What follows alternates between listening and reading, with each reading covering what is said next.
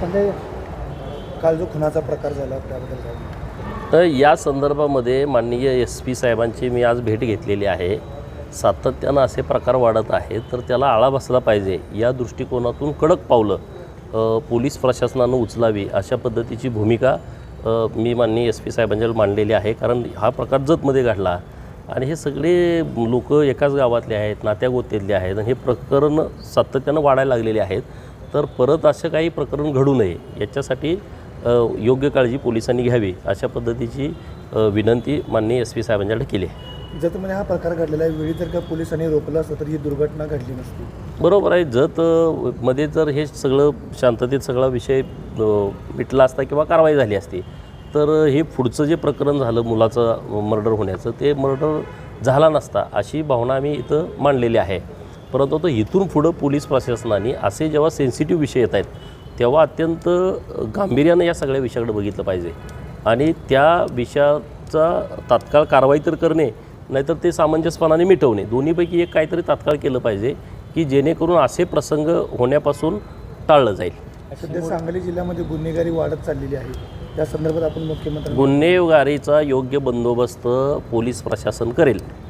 त्यामुळं माननीय मुख्यमंत्री महोदयांनाही आम्ही सोमवारी हे सगळं कानावरती घालतो आहे. पण तरीसुद्धा पोलीस प्रशासनाने चांगली तयारी करावी आणि हे जे सगळे गुंडगिरी करणारी लोक आहेत सांगली शहरामध्ये ग्रामीण भागामध्ये त्यांच्यावरती वचक असावी, त्यांच्यावरती योग्य आणि कडक कारवाई करावी अशी मागणी माननीय SP साहेबांच्याकडे मी केली. कुठेतरी पोलिसांनी आता ॲक्शन मोड येण्याची 100% ॲक्शन मोडवरती आलंच पाहिजे पोलिसांनी. आणि असं नाहक लोकांचं बळी जाणं हे आपल्यासाठी योग्य नाही, चांगलं नाही आणि त्यामुळं एकदम कडक पाऊल पोलीस प्रशासनानं उचलावं अशा पद्धतीची भूमिका आमची आहे आणि ती आम्ही आता इथं मांडलेली आहे. जतच्या पोलिसांनी वेळीच दखल घेतली असती तर या 13 वर्षाच्या निष्पाप मुलाचा जीव गेला असता का?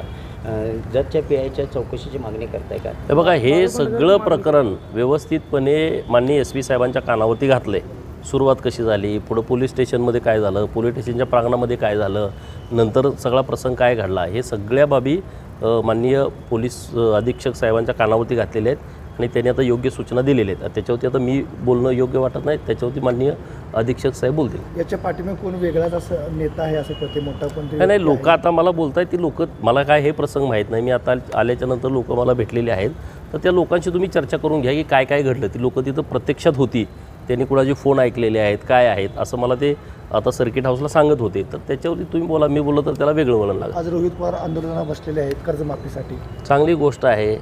देवाचे आभार मानले पाहिजेत की ज्यांना कधी आंदोलनाची सवयच नव्हती, ज्यांना फक्त लुटायचं खळं माहीत होतं. शेतकऱ्यांचं खळं महाराष्ट्रामध्ये सगळ्यात लुटलं कोणी तर रोहित आणि रोहितच्या आजोबांनी. शेतकऱ्यांना गोळ्या घातल्या कोणी? आजोबाच्या सरकारने. मावळमध्ये जेव्हा लोक पाणी मागायला आली तेव्हा तुम्ही गोळ्या घालता. घडलं ते तुमच्या नात्याबद्दलच घडलं, तुमच्या नाताचं नाव सांगा आणि त्याची पार्श्वभूमी अशी आहे. सुरुवात कशी झाली ते सांगा. काय नेमकं सुरुवात तुमचं नाव सांगा. माझं नाव बाळू बंडगर, बाळासाहेब बंडगर. कर्जतला आम्ही गेलो, आमचे सर्व सभासद 105 तथा आम्हाला आरग धक्क्यावरली होती. ती लक्ष्मण करात मुक्कदम त्यांना दमदाटी देऊन त्यांच्या घरी जाऊन पिस्तूल लावून बायका मुलासनी त्यांच्या दमदाटी देऊन आणि त्यांना काय कर पैसे मागायचा प्रकार केला. मग त्यांनी सगळ्या सभासदांनी फोन केल्यानंतर मी असो तथा आमची विकास मजगम असो तर आम्ही कुठल्याही कामाला सभासदांचा फोन आल्यानंतर जातोयच. गेलो तथा यांच्या सभासदांच्या कामासाठी, पण हे काम आमच्या बोलायचं आता बोलायचं आहे मामा. कोण धमक्या देत होतो आणि कोण सारखं निलीस गडदे म्हणून आहे आणि तिनेच फोन करून डायरेक्ट सांगितलं तुम्हाला तिघाला बी उडू ना. कोण तिघं म्हणल्यावर मला तुझ्या पोरग्याला, तुला आणि लक्ष्मण करातला. अरे कशासाठी? काय तू इथं आम्हाला का आलायस? मग आम्हाला प्रतिनिधी म्हणल्यानंतर आम्हाला जी कामच करतोय. विकास आमचा नेता ते म्हणले रे आम्हाला जी आम्ही कामं करत राहतोय. तर असा प्रकार घडाला तर आम्ही जायचं.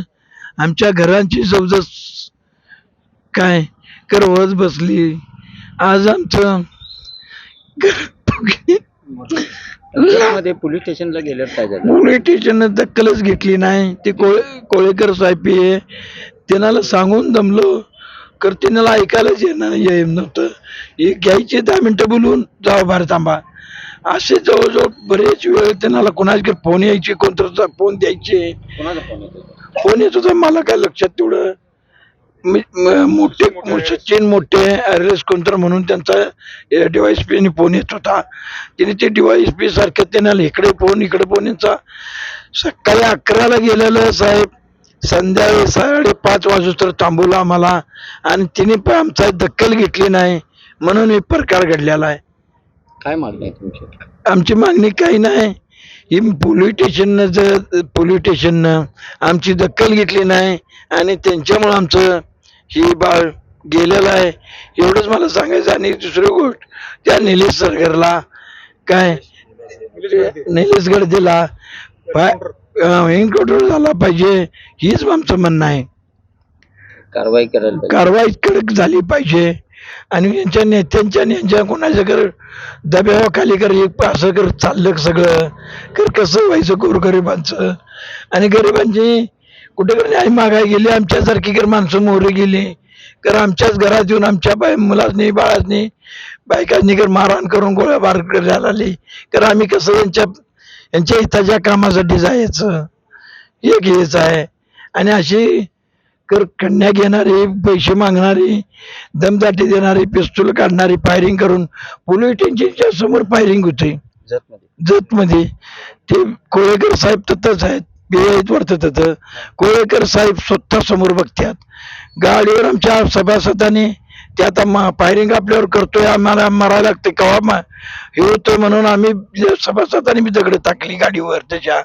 आणि पे साहेब कर समोरच आहेत, आपल्याला म्हणतात तुम्हाला अक्कल आहे का नाही साहेब, त्याच्या मागं गाडीला वाहतूक सापडतोय. आता कर साहेबानं तेव्हा त्याला पकडलं असतं गाडी मागं लागून, हे प्रकार झाला असता का? काही सगळं ठरवूनच कार्यक्रम झाला आहे, हे पण मला काही कळेना. त्यांचे कोळेकर साहेब निलंबित झाले पाहिजेत आणि त्यांनी हे केलंय म्हणजे त्यांच्यामुळं झालेलं आहे, ही माझं सांगणं आहे. निलेश गडदे यांच्यापासून तुमच्या कुटुंबाला धोका आहे का? हो, धोकाच आहे की, आता इथून बरोबर धोकाच आहे. मुलग्याला मारतो म्हणलाय आणि मलाही मारतो म्हणलाय, त्यात ते मुक्कादम लक्ष्मण खरात त्यालाही मारतो म्हणलाय, म्हणजे धोकाच आहे की. आणि काय सभासदांनी फोन लावून दमदाटी दिलाय, आमच्या बाजून राहायला कर बरं, नाहीतर मग कोण माय मी ओळखताय का, ही भाषा करतोय. आमच्या कुटुंबाला पोलीस प्रोटेक्शन पाहिजे. आमच्या सगळ्या कुटुंबाला हे आहे असं पोलीस स्टेशन आम्हाला हे निलेश गडदे हजर होऊस तर ही सगळं ही लागणार आणि द्यायला लागणार आहे आम्हाला. पोलीस बंदोबस्त पाहिजे आणि आम्ही ही मागणी आता आम्ही नेत्यांनी बी करू आणि सगळ्यांना मी सांगणारच आहे. बाळासाहेब बंडगर यांच्या किंवा त्यांच्या कुटुंबावरचा हल्ला नाही तर संपूर्ण हमाल कष्टकऱ्यांच्या एकूण संघटना आणि कष्टकऱ्यांच्या ह्याच्यावर तो हल्ला आहे असं आम्ही समजतो. आणि यावर कडक कारवाई झाली पाहिजे आणि यापुढे अशा प्रकारचे प्रकार थांबले पाहिजेत. ह्यामध्ये प्रशासनानं लक्ष जातीनं घालून लवकरात लवकर कारवाई करण्याचं पाऊल उचलावं.